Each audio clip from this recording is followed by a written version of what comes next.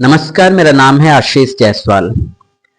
आज की कहानी जो है वो ये बताती है कि अगर कोशिश की जाए तो बहुत कुछ किया जा सकता है।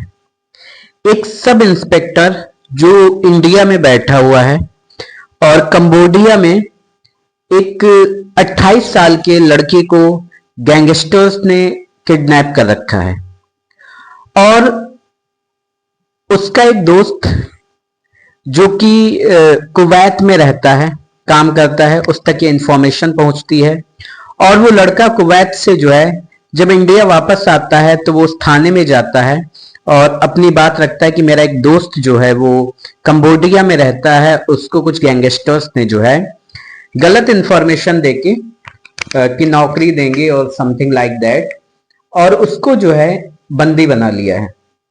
जब ये बात वो रखता है तो उसके बाद ये कहा जाता है, जैसे पुलिस का रवैया होता है कि हम 5,000 किलोमीटर की दूरी पर बैठे हुए हम लोग क्या कर सकते हैं।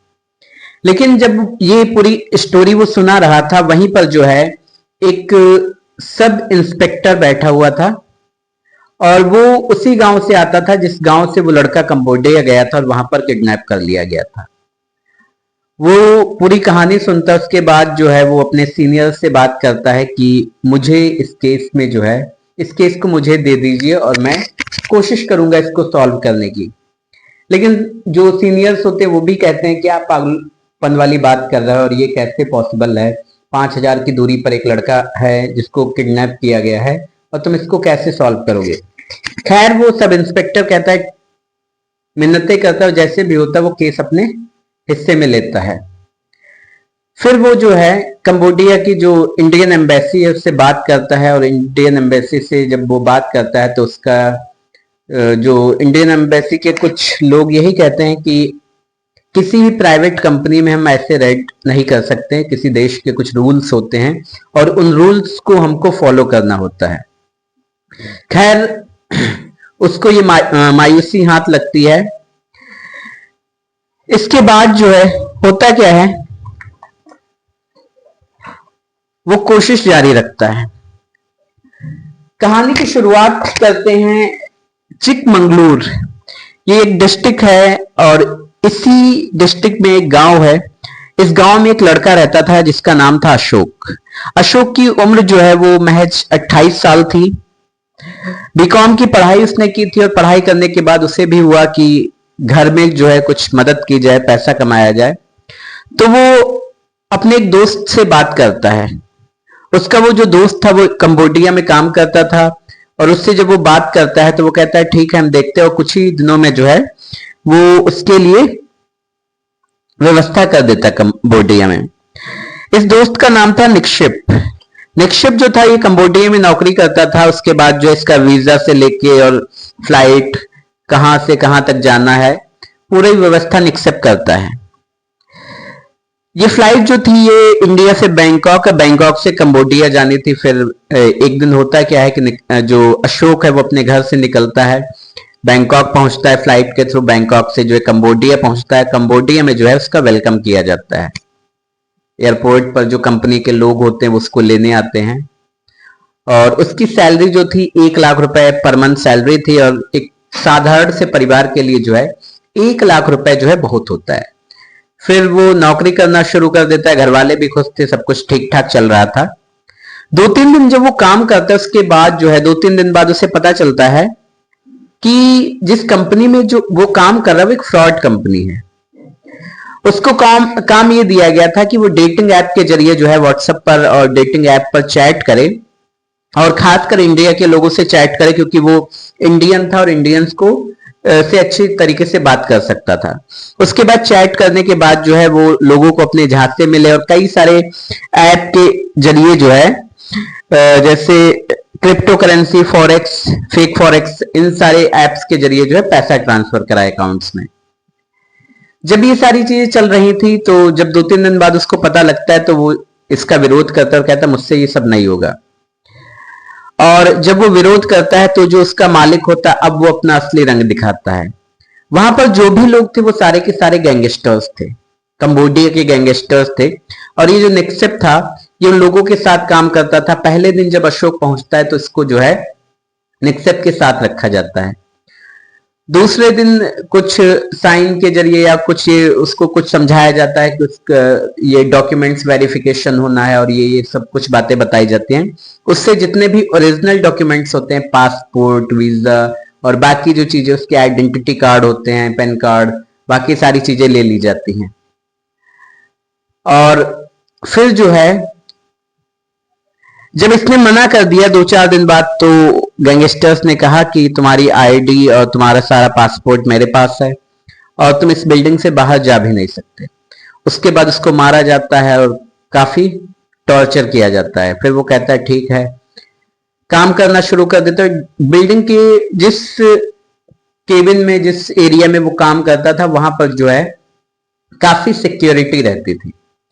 इसके बाद होता क्या है कि वो जो अशोक था वो धीरे धीरे काम करना शुरू कर देता है। एक दिन जो है जब वो ये डेटिंग ऐप पे चैट कर रहा था तो एक लड़की जो है वो उससे चैट कर रही थी और उसके अकाउंट में जितना पैसा था वो सारा का सारा पैसा जो है वो उसके अकाउंट में ट्रांसफर करना चाहती थी। मतलब वो जो फ्रॉड अकाउंट्स थे, जो फेक अकाउंट्स थे, उनमें ये उसको कोडवर्ड में समझाने की कोशिश करता है कि ऐसा मत करना, आपके साथ फ्रॉड हो जाएगा, क्योंकि इसका जमीर इजाजत नहीं देता था कि तुम ये सब करो।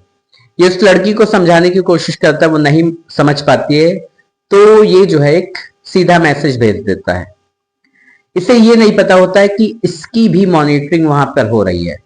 और जैसे ही ये सीधा मैसेज भेजता है, जो कंबोडिया में बैठे लोग होते हैं, जो गैंगस्टर्स होते हैं, जब वो ये देखते हैं कि एक लड़की खुद पैसा ट्रांसफर करना चाहती है लेकिन ये खुद मना कर रहा है कि पैसा ट्रांसफर मत करना, ये फेक है, फिर इसको पकड़ा जाता है, एक कमरे में बंद किया जाता है और उसमें अंधेरा होता है। कहते हैं इसको इलेक्ट्रिक शॉक दिए जाते हैं, बहुत बुरी तरीके से इसको टॉर्चर किया जाता है और 6 दिनों तक उस कमरे में रखा जाता है।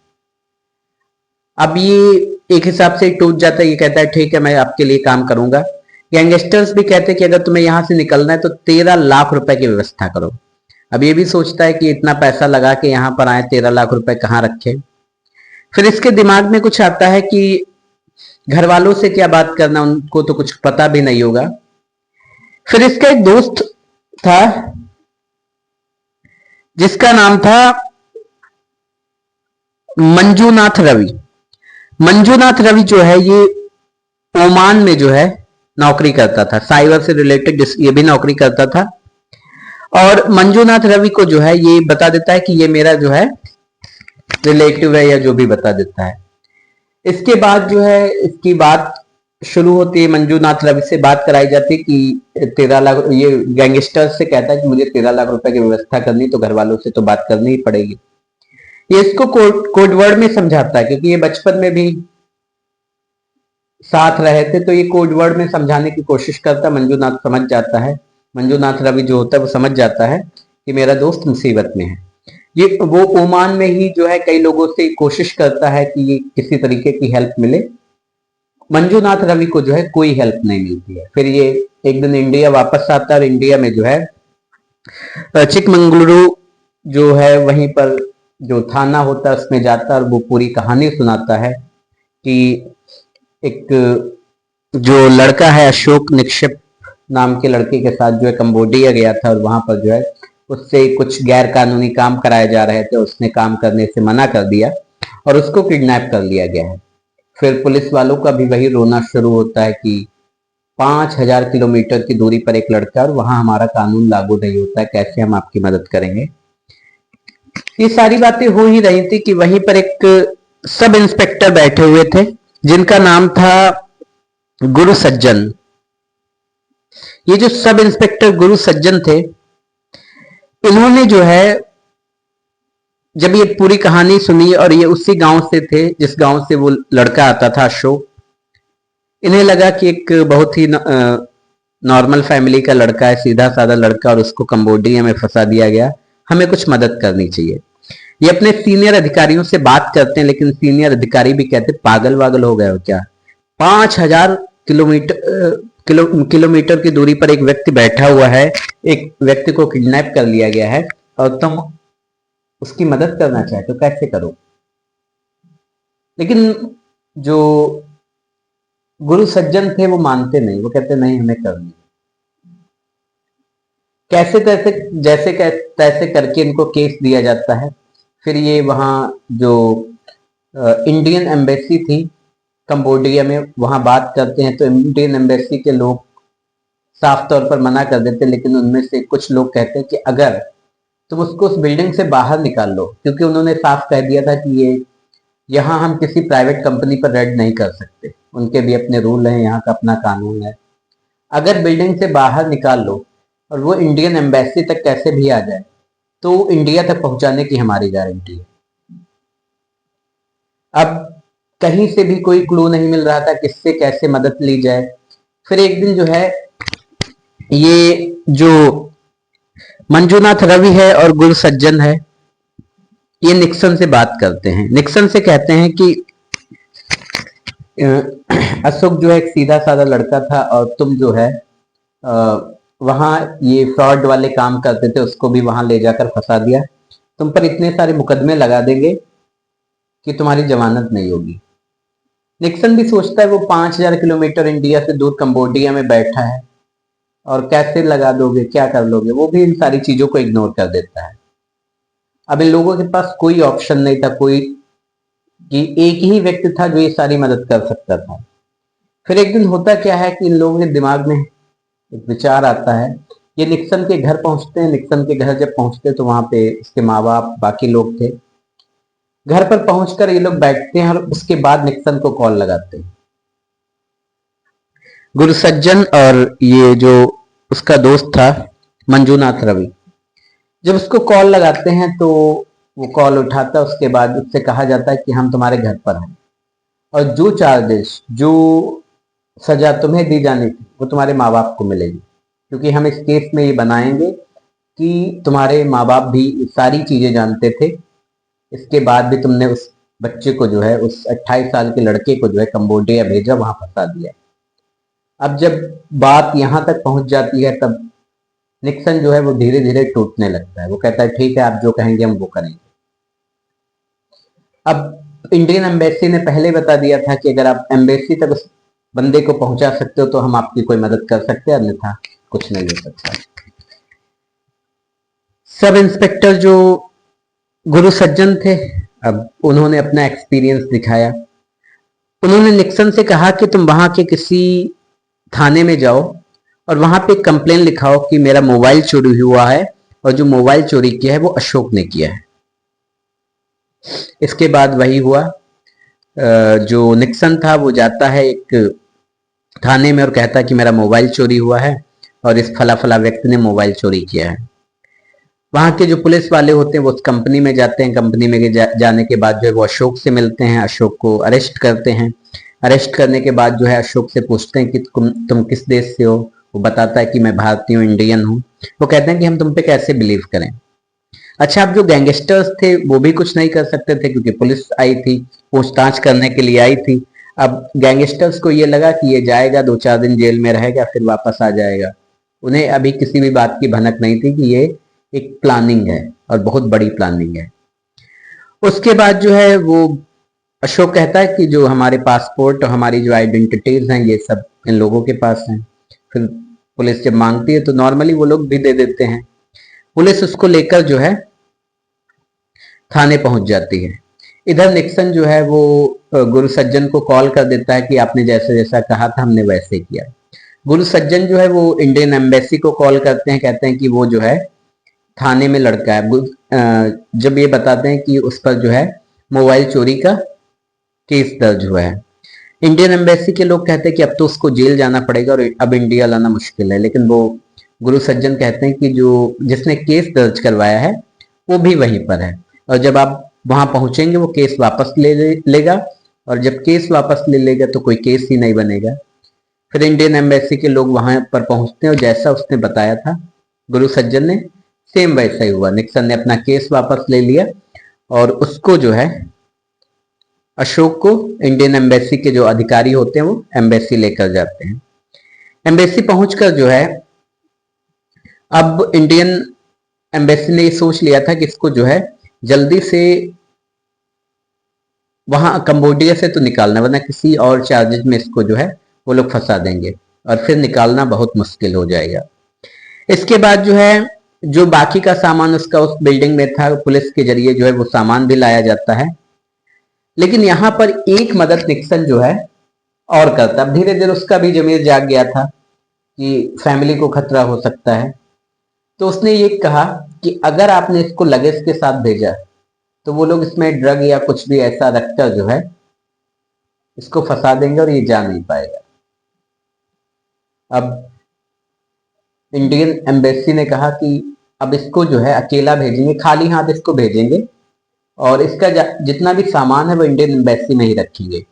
इवन जब उसको भेजा गया तो उसके जो कपड़े थे उसमें कोई भी पॉकेट नहीं थी, मतलब आप कहीं पर भी कुछ नहीं रख सकते। इसके बाद जो है उसको एयरपोर्ट पर लाया जाता, वहां से जो है इसकी टिकट ली जाती, टिकट के जरिए जो है बैंकॉक भेजा जाता है। बैंकॉक से वो अपने चिकमंगलुरु आता है, फिर वो अपने परिवार से मिलता है। ये तारीख थी शायद 23 नवंबर 2023 की बात है ये। और जैसा निक्सन ने बताया था कि वो लोग जो हैं गैंगस्टर्स हैं और वो किसी भी तरीके से इसको वहां से निकलने नहीं देंगे। वो लड़का आ जाता है, उसके बाद जो उसका सामान होता है इंडियन एम्बेसी चेक करती है तो उसके बैग के कोने में जो है ड्रग की एक पुड़िया जो है पड़ी हुई थी। और अगर वो सामान के जरिए उसको भेजने की कोशिश करते तो ये तय था कि वो निकलना उसका मुश्किल था। लेकिन सोचिए कि अगर उस सब इंस्पेक्टर ने जरा सी भी बहादुरी ना दिखाई होती, जरा सी भी अपना दिमाग का यूज ना किया होता, तो उसने ये सोच लिया होता नहीं ये हो ही नहीं सकता जब हमारे सीनियर्स कह रहे हैं। लेकिन उसने कोशिश की और कहते हैं कि जब अशोक यहाँ आया तो उसने पहले अपने परिवार से मिला, उसके बाद जो है वो सब इंस्पेक्टर से मिलने गया गुरु सज्जन से, और गुरु सज्जन जो है वो गुरु सज्जन हो गए। तो ये एक बहादुरी हम कह सकते हैं कि एक सब इंस्पेक्टर की, उसके दोस्त की समझदारी कि जब वो बड़ी मुसीबत में था उस वक्त वो काम आया। तो सबसे पहले तो सब इंस्पेक्टर को सलाम, जिसने जो है 5,000 किलोमीटर दूर बैठकर और 5,000 किलोमीटर दूर किडनैप एक व्यक्ति को जो है सही सलामत इंडिया वापस ला दिया। ना 13 लाख रुपए दी, ना कुछ भी दिया, और वो सही सलामत आ गया। तो ये एक कहानी थी कि कोशिश करनी चाहिए, हो सकता है हार जाएं लेकिन फिर भी अगर सफल हुए तो गुरु सज्जन बन सकते हैं।